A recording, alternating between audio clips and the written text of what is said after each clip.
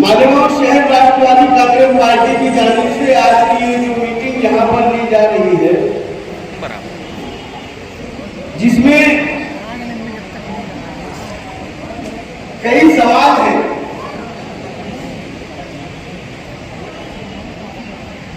मालेगांव शहर के मौजूदा सियासी हालात क्या हैं? मालेगांव शहर में गैर कानूनी इस्तेजाल जो आ रहे हैं या जो लाइव आ रहे हैं, वो कहां से, किधर से, किसकी नीमों पर आ रहे हैं?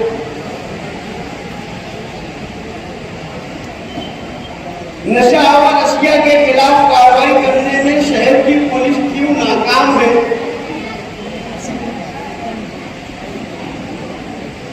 और शहर किस सियासी रूट के ऊपर जा रहा है? इसके अलावा पार्लियामेंट इलेक्शन के बाद 27 मई को जूने आंकड़ों के ऊपर जो फायरिंग का मामला हुआ, उस ताल्लुक से हमारे अपने लीडर आसिफ शेख रशीद साहब तफसील से हर एक बात का जवाब भी और खुलासा भी पेश करने वाले हैं। यही आज की मीटिंग का मकसद है।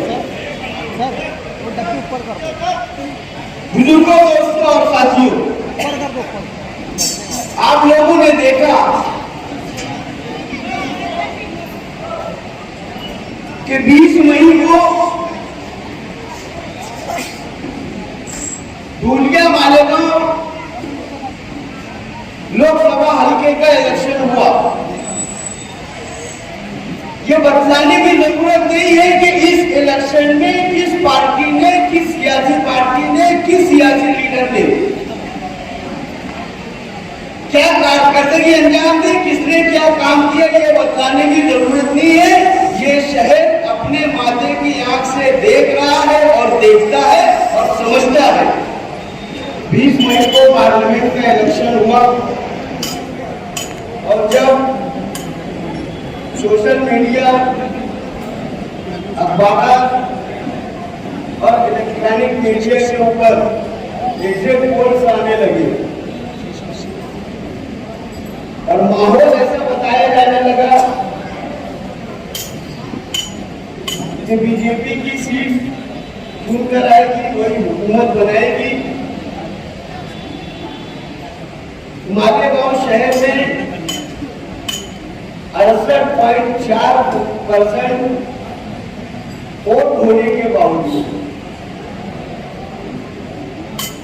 मालेगांव शहर में ये जानने के बावजूद कि घर से निकलने वाली जो वोट पोलिंग वोट करके पहुंची है, वो सेकुलर उम्मीदवार, कांग्रेस पार्टी की उम्मीदवार शोभाताई बछाओ को पड़ी है।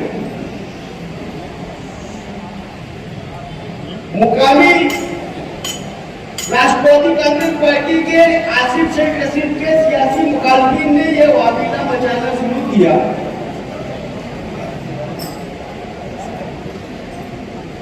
कि असेंबली इलेक्शन 2019 के बाद में आसिफ शेख रशीद ने तकरीबन 40,000 वोटें कटवाई है और अगर शोभाताई बछाओ को शिकस्त होती है तो उसकी जिम्मेदारी आसिफ शेख रशीद के ऊपर होगी।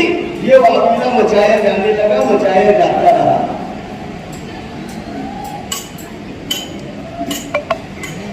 हमने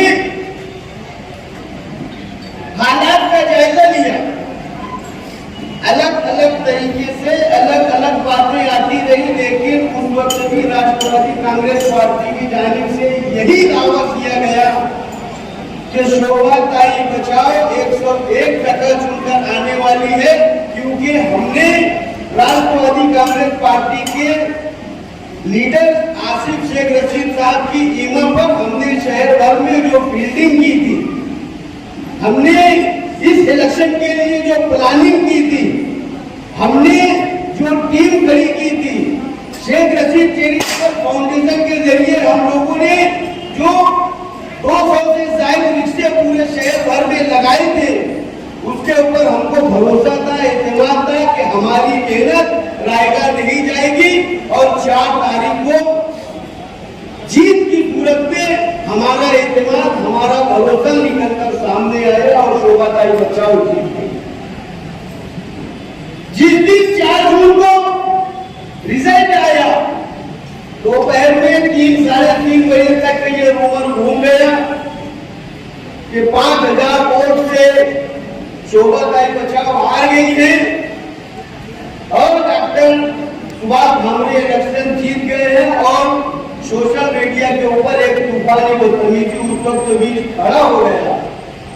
फिर इल्जाम तराशी शुरू हो गई, लेकिन उसके बाद भी 5:02 में मुकामी सोशल मीडिया के ऊपर राष्ट्रवादी कांग्रेस पार्टी की जानिब से साबिर गौहर ने अपने नाम के साथ एक पोस्ट चलाई कि शोभाताई बचाओ 11,000 वोटों से जीत गई है।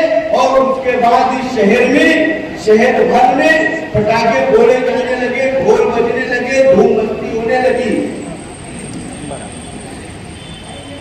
जीत का सेहरा अलग अलग लोग अपने अपने सर बांधने लगे। मैंने 2 लाख वोट दिलाया, एक बोलता मैंने 2 लाख वोट दिलाया।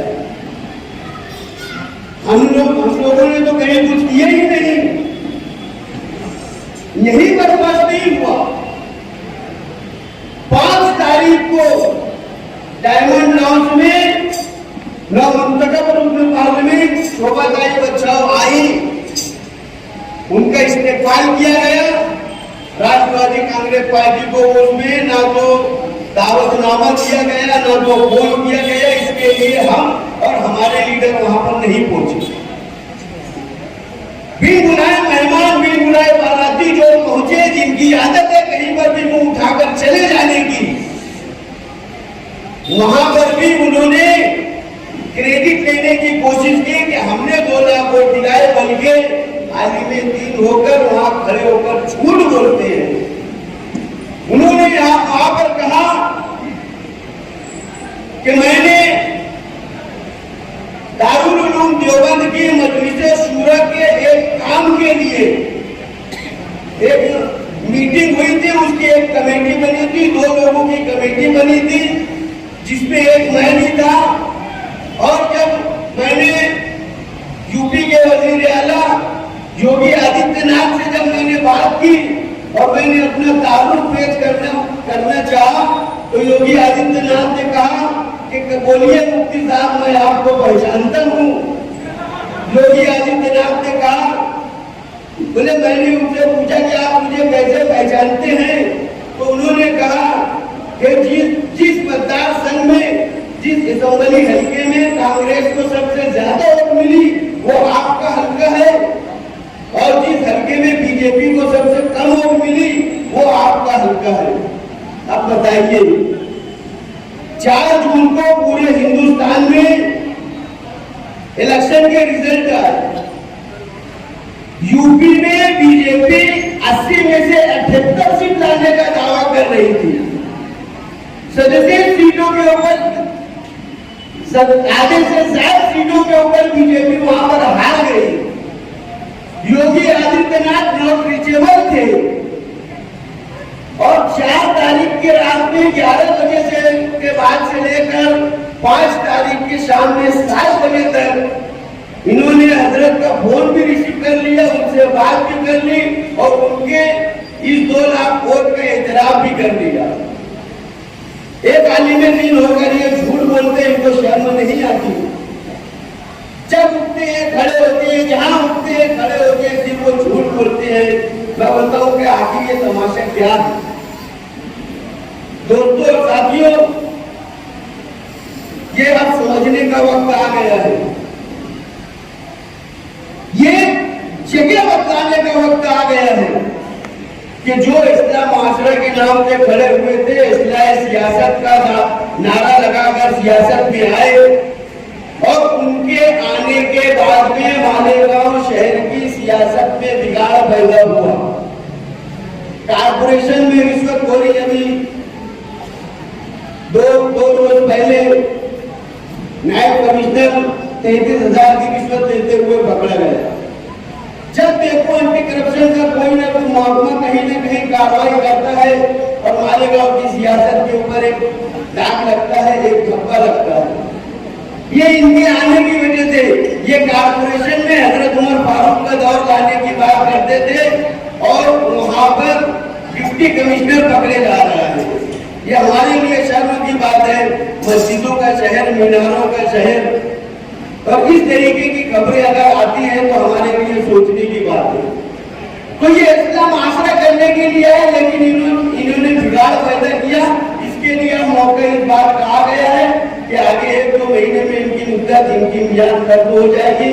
इनका मुकाम मस्जिद है, इनको मस्जिद में पहुंचाने का वक्त आ गया है। और यही आज की इस मीटिंग के लिए हम ये बोलना चाहेंगे कि हुकूमत महाराष्ट्र को इलेक्शन कमीशन की जानिब से हिदायत दी गई है कि सितंबर अक्टूबर में इलेक्शन होने वाले हैं, तैयारियां शुरू कर दो। तो ये राष्ट्रवादी कांग्रेस पार्टी की जानिब से ऐसा समझ लो कि इलेक्शन का बिगुल है। बिगुल मतलब राष्ट्रवादी कांग्रेस पार्टी की निशानी, जिसको मराठी में पुतारी कहते हैं। ये मीटिंग इस आने वाले असम्बली इलेक्शन का बिगुल है। इस बात को आप लोग समझ लो। इस्लाह के ताल्लुक से जो बाहर से आए जाते हैं, लाए जाते हैं, कौन लाता है, इसके ऊपर हमारे लीडर आसिफ शेख रशीद साहब पूरा खुलासा, पूरी तफसील बयान करेंगे। लेकिन इलेक्शन के बाद में 27 मई को जूने आगरा रोड के ऊपर जो फायरिंग हुई, उस ताल्लुक से मैं कुछ बातें आप लोगों से करना चाहता हूँ। बुजुर्गों, दोस्तों और साथियों, 27 तारीख की रात में 1 बजे के बाद में जूने आगरा रोड के ऊपर फायरिंग का जो मामला हुआ, साबिक मेयर के ऊपर जो फायरिंग हुई, दूसरे दिन जब हम लोगों ने सोशल मीडिया पर, अखबारात में जब हम लोगों ने देखा, तो पहले तो उसमें कोई ऐसा नामो निशान नहीं था। ऐसे वाक्य की मजम्मत की जानी चाहिए थी, हम लोगों ने उसकी मजम्मत की। ऐसे किसी वाक्य की हम हिमायत किए नहीं है, करेंगे भी नहीं। धीरे धीरे से जब सोशल मीडिया के ऊपर गए, यूट्यूब देखा, मुख्तलिफ चैनल से भी खबरें देखी, तो समझ में आया कि कोई रात के 2 बजे द्वारकामणि हॉस्पिटल में जाकर ड्यूटी दे रहा है, कोई अलग से बाइट ले रहा है, कोई अपने बंगले के ऊपर लाकर बाइट ले रहा है, और सारा तीर अपनी बात का सारा निशान एक सियासी पार्टी, एक सियासी घराने को करने की कोशिश की गई। ये हमने मुकामी सोशल मीडिया के ऊपर देखा। हम खुद कष्टग्रस्त थे कि क्या किया जाए और क्या ना किया जाए। खबरें लेते रहे कि साबिक मेयर की तबीयत कैसी है, उनका क्या हाल है, कौन लोग हैं, कौन लोग हो सकते हैं। तो उसके बाद में पुलिस डिपार्टमेंट की तरफ से प्रेस कॉन्फ्रेंस हुई। प्रेस कॉन्फ्रेंस में ये खुलासा किया गया कि ये जो फायरिंग का मामला है, ये जमीन के लेन देन का मामला है, कारोबारी मामला है, सौदे के ऊपर कोई बात हुई है। वहां मुलजिमीन का नाम नहीं बताया गया, लेकिन इस बात का खुलासा किया गया कि इसका सियासत से कोई ताल्लुक नहीं है। ये पुलिस डिपार्टमेंट की तरफ से खुलासा हो गया। लेकिन उसके बाद में मजलिसी एमएलए ने, मुफ्ती मोहम्मद इस्माइल साहब ने अपने घर में, अपनी ऑफिस में फिर जो प्रेस कॉन्फ्रेंस ली और उसने शहर की पुरअमन फिजा में जो जहर बोलने का काम किया, ये एहलियार शहर को तवज्जो देने की जरूरत है कि ये इस शहर को किस तरफ ले जा रहे हैं। उन्होंने एक जो बातें की उसको सुनने की जरूरत है और गौर करने की जरूरत है कि ये शख्स अब हमारा नुमाइंदा कहलाने के लायक नहीं है। मुझे उसकी तफसील में नहीं जाना है। आसिफ साहब अपने वक्त के ऊपर उस बात की का खुलासा पेश करने वाले। में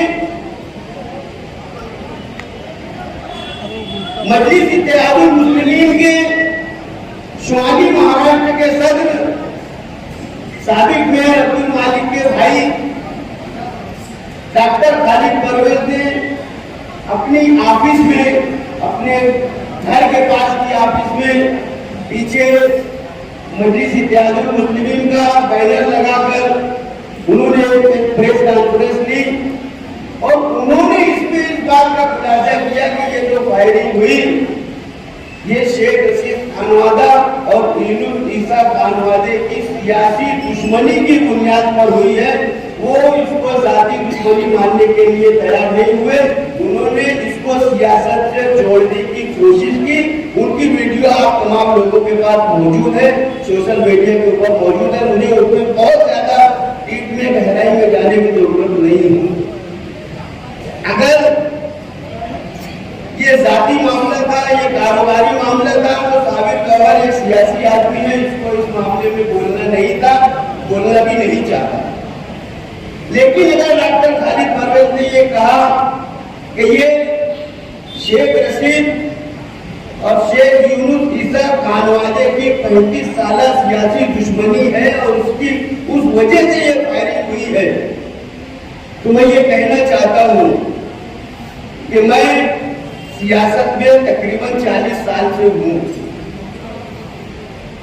इन 40 सालों में 1997 से मैं शेख रशीद साहब के साथ, खानवादे के साथ में तकरीबन 30 बरस से मैं उनके साथ में रहा हूं। मैंने उनके साथ में रहते हुए इस शहर में बहुत सारे सियासी उतार चढ़ाव मैंने देखे हैं। मैंने ये भी देखा है कि दिसंबर 1996 के इलेक्शन में जिस वक्त साबिक सदर बल्दिया यूनुस ईसा फारूक सुलेमान से इलेक्शन हार गए, उस वक्त इसी शेख रशीद ने, जिनको डॉक्टर खालिद परवेज सियासी दुश्मन मानते हैं, वो पहली मर्तबा कोऑप्शन में लेकर नई सियासी जिंदगी देने का काम किया। 2007 में जिस वक्त यूनुस ईसा खानदान अपना घर बेचकर औरंगाबाद शिफ्ट होने की चर्चा चल रही थी, बात सुनाई दे रही थी, यूनुस ईसा ने अब्दुल मलिक को जनता दल के टिकट से, खुद कांग्रेस के सदर बल्दिया है, कांग्रेस के टिकट से इन्होंने असम्बली लड़ा 1995 का, कांग्रेस पार्टी के ही कोऑप्शन में मेंबर रहे 1996 से 2002 तक, और 2007 में इन्होंने जनता दल के टिकट के ऊपर अब्दुल मलिक को वार्ड में खड़ा किया और उनको चुनकर लाया और खुद कांग्रेस पार्टी के दूसरी मर्तबा कोऑप्शन के मेंबर बने। ये भी उस वक्त की बात है जब इस खानवादे ने ये फैसला कर लिया था कि अब यहाँ पर कुछ है नहीं, अब घर वाला बेच के औरंगाबाद शिफ्ट होना है। उस वक्त एक भाई को भाई का दर्द महसूस हुआ और उसने दोबारा उसको कारपोरेशन में कोऑप्शन में लिया और उनको औरंगाबाद जाने से रोका था ताकि वो फिर से अपना कारोबार यहाँ पर बढ़ा सके।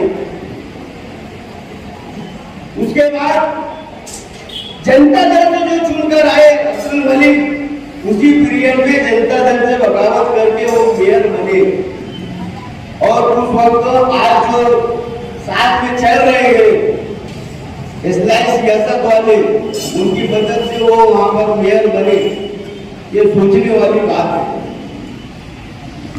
उसके बाद में 2019 का इलेक्शन आया, जो जनता दल के टिकट पर चुनकर आकर बगावत करके मेयर बने, 2019 का इलेक्शन हार गए, तो फिर शेख रशीद ने सियासी हमदर्दी बताते हुए उनको कोऑप्शन में लिया। शुमाली महाराष्ट्र के MIM के सदर को उन्होंने स्टैंडिंग कमेटी का चेयरमैन बनाया और 1 साल के लिए नहीं 5 साल के लिए उनको स्टैंडिंग कमेटी का मेंबर बनाया।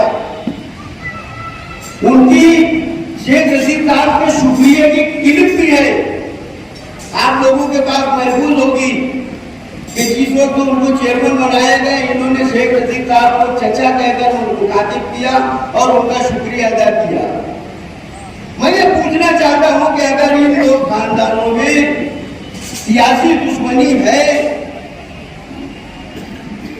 तो शेख रशीद साहब की तरफ से हमेशा ये अच्छा इंतजाम क्यों किया गया, हमेशा एहसान क्यों किया गया? अगर शेख रशीद खानवादा इनका दुश्मन होता तो 3-3 मरतबा कोऑप्शन दिया गया होता क्या? अगर शेख रशीद खानवादा इनका दुश्मन होता तो इनको स्टैंडिंग कमेटी में और स्टैंडिंग कमेटी में लिया गया होता, स्टैंडिंग चेयरमैन बनाया गया होता क्या? ये सोचने और समझने वाली बात है दोस्तों और साथियों। सिर्फ यही नहीं है, जिस वक्त निहाल साहब मेरठ के उनको मारने के लिए कौन उठा, जिस वक्त जगह खोल के सदर बल्दिया बनाया जा रहा था, जहां पर इंडियन बूटी कर वहां पर पहले सुख सागर नाम की लाज हुआ करती थी, लाज के बाहर साबिर शेखलाल को कुर्सी लेकर दौड़ाने वाला कौन था? कभी भी किसी के ऊपर भी खड़े होकर मार देना या मेयर रहते हुए ताहिरा शेख रशीद साहब से दस्तदराजी करने की कोशिश करना, ये क्या है दोस्तों साथियों? अगर ये जाति झगड़ा था तो मुझे नहीं बोलना था, लेकिन अगर डॉक्टर खालिद परवेज ने इसको सियासी झगड़ा माना है तो सियासत में ये दो रुखापन किसका है, इसका फैसला इस शहर की आवाम को करना है। मुझे ज्यादा नहीं बोलना है, इतना ही बोलकर अपनी बात खत्म करता हूँ। जय हिंद।